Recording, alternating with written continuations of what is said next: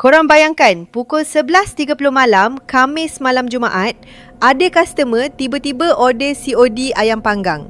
Kisah ni kena kat seorang member kita orang nama Lan, runner untuk satu restoran ni.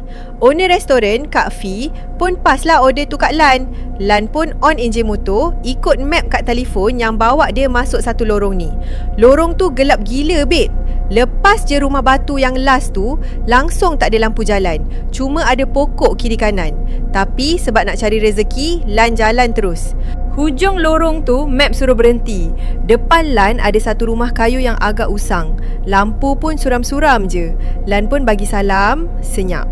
Dia bagi salam kali kedua, sebut nama restoran, senyap juga. Masuk kali ketiga, dia jerit sikit. Haram tak ada siapa nyahut. Lan dah mula bad mood. Dia cakap dalam hati, customer ni dah tidur agaknya. Sebelum belah, Lan snap sekeping dua gambar rumah tu pakai phone dia. Yelah, buat bukti kat bos nanti Karan cakap dia yang malas hantar pula. Masa perjalanan nak on the way balik kedai tu, Lan punya dada dah mula rasa tak sedap. Tiba-tiba, semerbak bau wangi singgah kat hidung. Tapi tak sampai seminit, bau wangi tu bertukar jadi bau bangkai yang tersangatlah busuk. Masuk je jalan besar yang sunyi tu, dari jauh Lan nampak ada susuk tubuh perempuan tengah berdiri melambai tahan motor dia kat tepi jalan. Bila Lan lalu je sebelah perempuan tu, dia sempat toleh.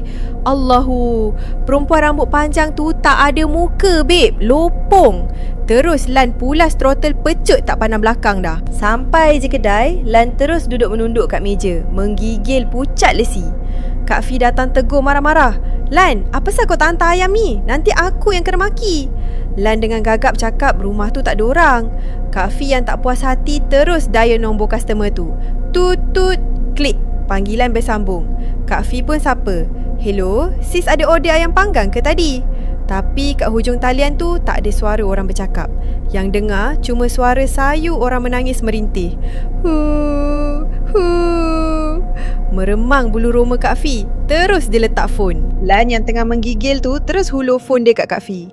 Betul kak, tak ada orang sahut. Nah, tengok gambar rumah dia. Terbuntang mata Kak Fi tengok skrin phone tu sambil mengucap, panjang. Lan pun rentak balik phone tu nak tengok. Rupa-rupanya dalam gambar yang Lan tangkap tadi, rumah kayu tu bukannya rumah biasa, tapi rumah tinggal yang dah reput dan penuh daun kering.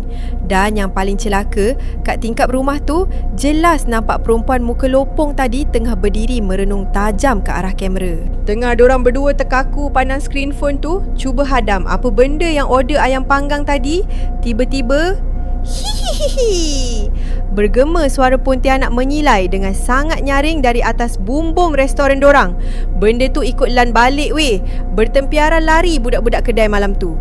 Sejak kejadian ayam panggang tu, owner kedai terus tukar polisi.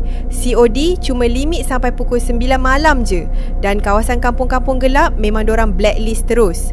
Taubat nasuha tak nak main delivery memalam buta dah.